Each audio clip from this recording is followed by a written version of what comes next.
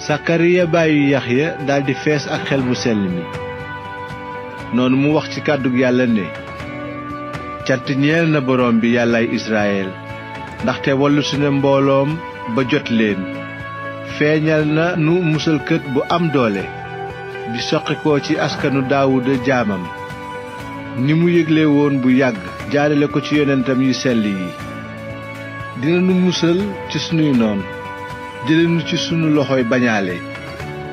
Yàlla wone na yërmandeem ji mu digoon sunuy maam te di fàttaliku kóllëre gi mu fas ak ñoom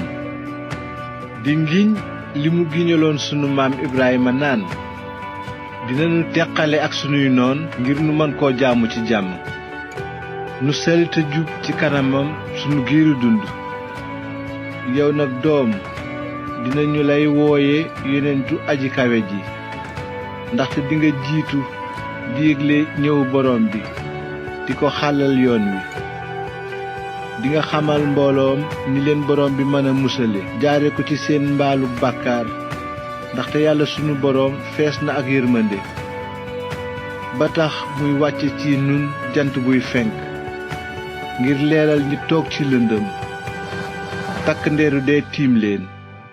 ngir jiite nu ci yoonu jàmm noonu Yaxya ngi doon màgg te xelam di ubbiku mu dëkk ca màndiŋ ma ba bés ba muy feeñu bànni Israyel. kon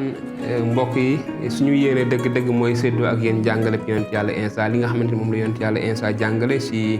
bible bi ñu di koy séddoo ak yéen ci ay pàcc yu ndaw te bu ko defee yéen itamit mën ngeen ko jël leen ci laal mën ngeen ko statut mën ngeen ko partager ak seen ay